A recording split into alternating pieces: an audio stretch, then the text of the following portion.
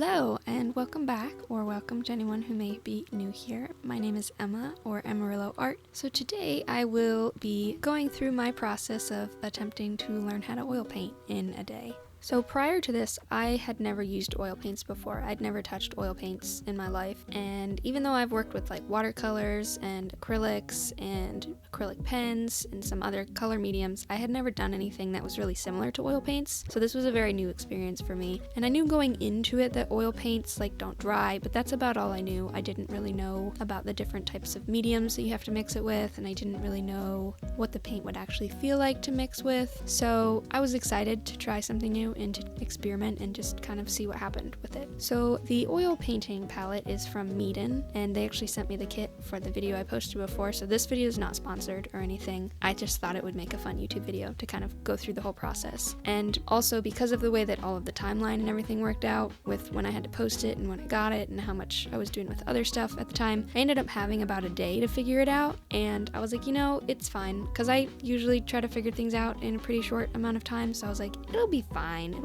And once I started getting into it, I was like, maybe might have a problem, but it'll be okay. There's a little bit in the middle where I kind of cut out the filming because I was kind of panicking a little bit, because I was like, this does not look like anything. So I was like, you know, it's fine. But you can I'll still talk about the whole process. It's just, if you see the painting kind of skip a few steps, that's why, because I was panicking a little bit and being like, oh, don't know if I'm gonna be able to get this done. But in the end, I think it didn't turn out too bad, considering it's my first time. And if I ever do it again, I'm definitely allowing myself more days than one, because I didn't realize you were supposed to kind of let it dry and then add more coats onto it. I just kept layering onto the wet coats, which worked out fine for me-ish, but yeah. Plus, if I ever do this again, I will be using a reference, because I did not use a reference for this one. I just kind of was like, I'll just wing it, it'll be fine, and it was stressful. That's okay. I did end up painting Howl. I just thought that Studio Ghibli would be a very whimsical, fun thing to try in oil paint, as opposed to something super clean and refined like I normally draw. So I did go with Howl, because I was like, that'll be a fun, whimsical type of design that I can do. Plus I wanted to do with like the feathers kind of coming up and kind of surrounding him and mixing with the background. So I knew that that would be fun to paint and not as particular with super detailed, specific work. So that being said, I was like, oh, it'll be great if I can film it outside to kind of match with the fantasy Studio Ghibli kind of vibes that I want to have in the video. But I did not count on it being like 100 degrees outside in the direct sunlight next to a butterfly bush that I was allergic to. I didn't think these things out. So in general, you know, if you're gonna oil paint, think ahead. Don't be like me. They looked nice in the video, so I don't really regret it, but it was very hot. And I was surprised that the paint didn't dry out. It was in the direct sunlight the whole time and it didn't dry out. So that was good. Good paints. Also, because I was outside, little bugs kept flying into the oil painting and then dying, and then I'd have to like pick them out and then paint over top of parts that got scraped away, so that was not ideal. But yeah, the worst part was definitely the temperature. It was very hot. Plus I was trying to paint with like a nice outfit on to kind of go with the video, and I ended up having to change into some shorts because it was too hot. It was too hot for long sleeves. But another reason I did end up painting outside is because with oil painting, unlike all of the other types of paint mediums that I've used so far, you have to use different things to thin the paint out and to mix the paint with when it goes on the canvas. So I used paint thinner to mix with my brushes when I needed to break off the chunks of paint or like rinse my brushes off. I had a little thing of paint thinner, and the paint thinner that I used is toxic and smells terrible, so that was one reason I painted outside, because where I normally draw is just not very well ventilated. So I was like, oh, it'll be great to paint outside. That's just a good idea to not poison myself by accident, because I also knew that I was going to be painting for a long period of time since I had to get it done in like one day. So I was just painting for many hours straight, so it was probably a good thing that I was painting outside, even though it was hot and I was sweating. It was lots of bugs, but with the smells and all, it was probably a good idea to paint outside. And then I also used linseed oil to mix with the paint to basically kind of like with watercolor. If you have just your regular pigment, it's just hard to actually paint with because it's just sticky pigment and it doesn't spread very far, but as soon as you add watercolor, it smooths it out and makes it more pliable and workable. And the linseed oil, it kind of does the same thing for oil painting. However, it's super flammable apparently, which paint thinner is also flammable, but not quite as flammable as linseed oil, like it can just like spontaneously combust, and I was very paranoid that I was going to accidentally start a fire. So that's another reason I painted outside, because I was like, better safe than sorry. Like on some stones, I can't catch anything on fire, which no fires were set during the duration of my painting, but I was so stressed out about it. But everything that I needed did come in the Meeden painting kit, aside from the linseed oil and the paint thinner, so I was very happy about that. It came with like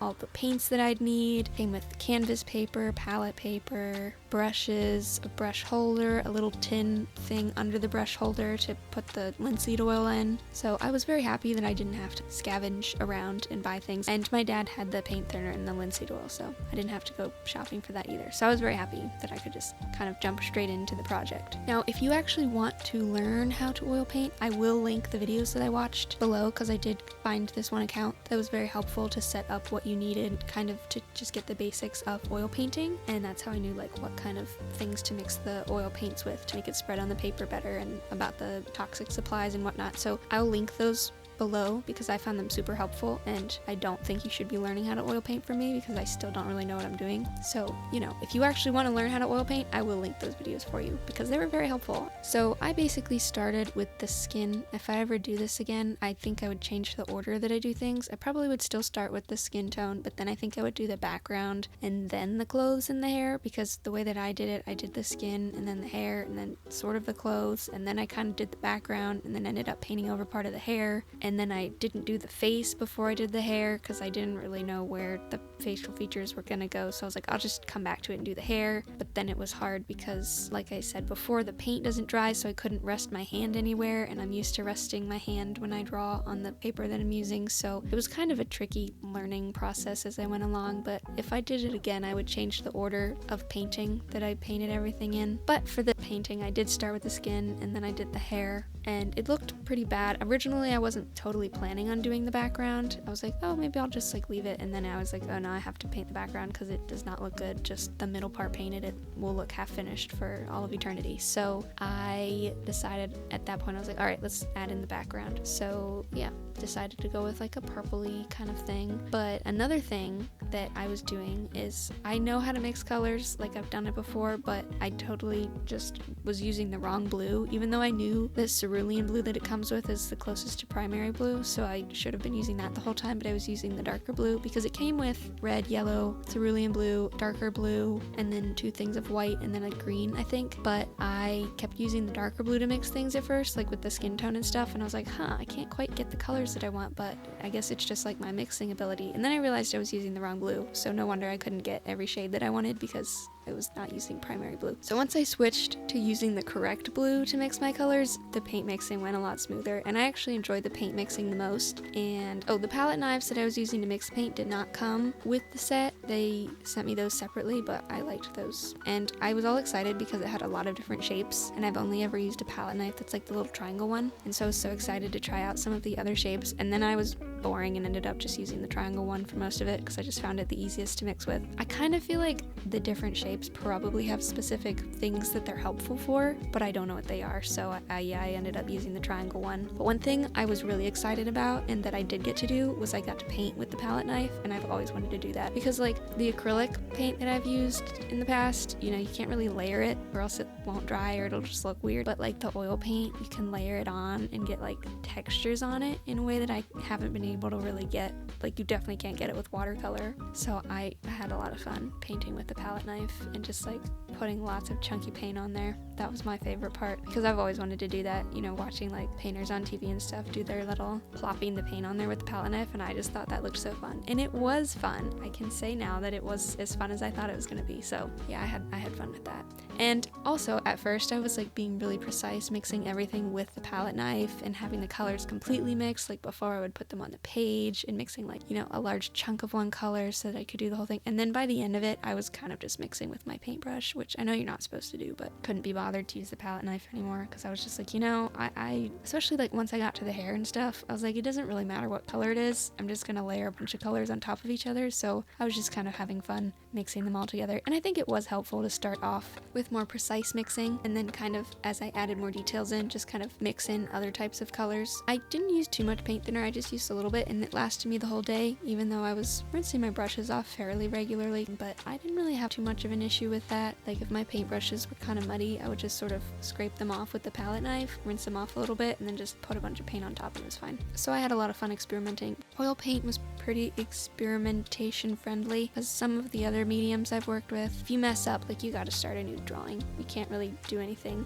Like, you know, even pencil, if you mess up sometimes, you just gotta start a new drawing. There's only so much erasing you can do, or like reworking of a drawing. If like the sketch is wrong, or if like it's totally wrong, then sometimes it's easier to just start a new drawing. With oil painting though, it didn't really matter how many times I messed up. I could just paint over it, or like scrape the paint off and then keep trying. So that was actually really nice because it took some of the pressure off. I was like, well, if this eye is in the wrong spot, then it's fine. But I did have a lot of problems with that because I'm a person that's very reliant on guidelines, and I could not draw any guidelines because as soon as I painted, all of my lines were wiped away because the graphite pretty much just like smudged all over the place once the paint was on there, and then I had to cover up the smudges and couldn't see any of the guidelines. So that's why my initial sketch doesn't really look anything like my finished product, because I had no idea what the sketch looked like after I started painting. But it ended up being fine because I painted a couple of different variations of the face before I finally settled with the design that I ended up with, because I was just like, it doesn't look great, and then I would just paint over it and it was fine. So I did like that aspect of oil painting, where it was just very forgiving to experimentation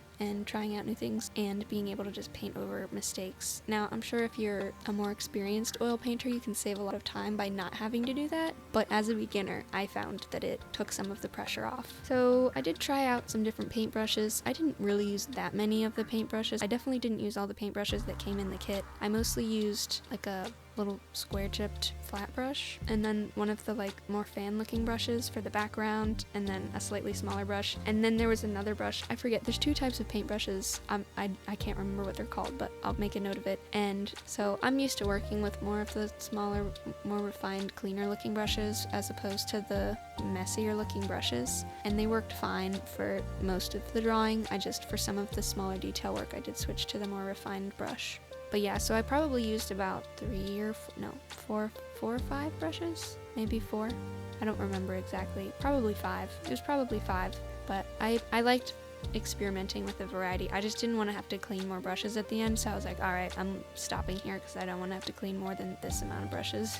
Since you can't wash them in the normal sink with water, you have to wash them in the paint thinner, and I just, 5 brushes, I'm not going over that. So at some point I did start to run out of light outside, and I had to move inside.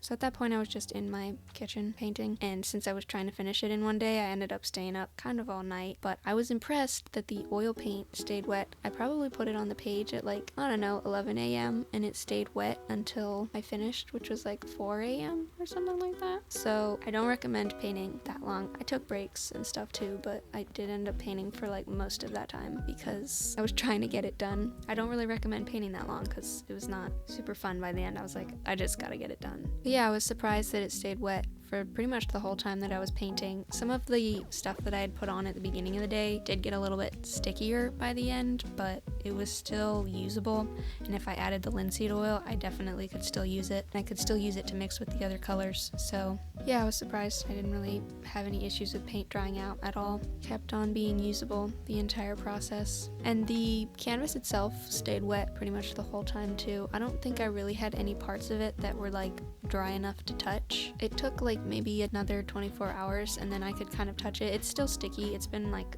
I don't know, a week and a half or something, and it's definitely still sticky to the touch, but I can move it and not get oil paint on my fingers. I was kind of not really sure what to expect with that though, because a lot of people that I had seen like online were like, oh, it takes, you know, a month for oil painting to dry, or it takes like 100 years for it to dry, and I was like, but I guess that's like the underlayers or something, I don't know, because the surface level took probably like 24 hours to be touchable without spreading oil all over your fingers. I just didn't really know what to expect with oil paint, so it was very much a learning experience, but I had a lot of fun. I feel like I learned a lot. I feel like if I were to oil paint again, that I would approach it differently, and that it would be a less chaotic process, because this definitely was very trial and error based, and everything I do is usually pretty trial and error based, but like there was a lot of errors in this trial and error method this time around where I was just like, ooh, this didn't work at all. And a lot of times normally for this type of drawing, if I don't have a reference, because I do drawings regularly where I don't have a reference, but usually if I don't have a reference, I will do a sketch first so I have something to look at. But for whatever reason with this, I was like, it'll be fine. Like, I don't need a sketch. It's very straightforward. And then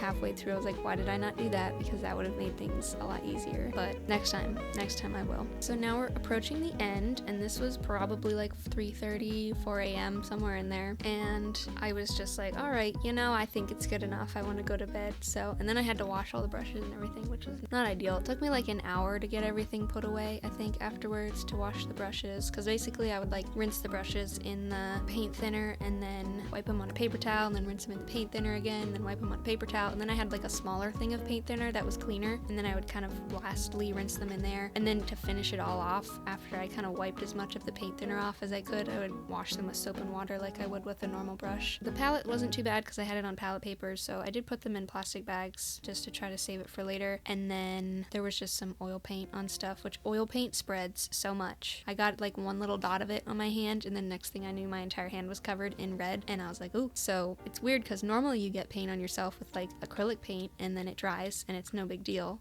and then you can touch it, whatever. But oil paint, like, you get one little spot on you and then it never dries and it just keeps spreading to whatever you touch. So that was something I had to be careful of, because I have a tendency to just get little dots of paint on me and then just never notice it, and then it'd be all over my shirt. This is what the finished painting looked like. I actually was pretty happy with it. I think that successfully achieved the whimsical look that I was looking for, and it was a lot of fun, and I'm really happy I chose to do Howl. I must switched to like Jujutsu Kaisen or something. At the beginning I was like, well, maybe I'll just do Jujutsu Kaisen because I'm more comfortable drawing those characters, and I'm just glad I didn't, because I think it would have been a disaster if I tried to draw Jujutsu Kaisen character. Maybe someday. I do think it would be kind of fun, but for this drawing, for this first drawing, I'm very glad that I went with Howl and that I stuck with Howl. So I'll put a link to the actual meet-in video. I do like that video. I think it's a fun video, and it's kind of different from the normal types of videos that I post, so I did have a lot of fun making it and filming it and kind of planning it out. I'll put that in the description as well, and the little like info button, I'll put it there right now too, so that if you want to watch how the actual thing came out and the speed. I think I took more clips too. I think there's a little bit of the in-between part that I'm missing on this video. I think a little bit more of it is in that video, because I'm still not used to YouTube, so I kind of forget which parts I've recorded vertically and which parts I've recorded horizontally. Plus I ran out of storage on my phone like twice in the process of this, so I was kind of confused which parts I actually recorded and which parts I only had in vertical. So aside from me panicking and forgetting to record, there was also the phone storage issue, because I'm always running out of storage on my phone. So just to finish off, I put a little announcement about it before, but I did start a Patreon, so I'm kind of excited about that. And Patreon, I'm kind of gonna put more like behind the scenes types of content. Last week I uploaded a video that was about my lighting setup for my drawing and filming and that kind of thing, and so my Patreon's gonna have some behind the scenes content and works in progress, extra sketches that I haven't posted anywhere else. So basically I decided to do it like Naruto themed. So we have Genin is the first tier, Chunin as the second tier, Jonin as the third tier, and Anbu as the fourth tier. So Jonin and Anbu come with extra little goodies each month. This month is going to be K-pop Demon Hunter, which I'm excited about, and I'm not sure if I'll have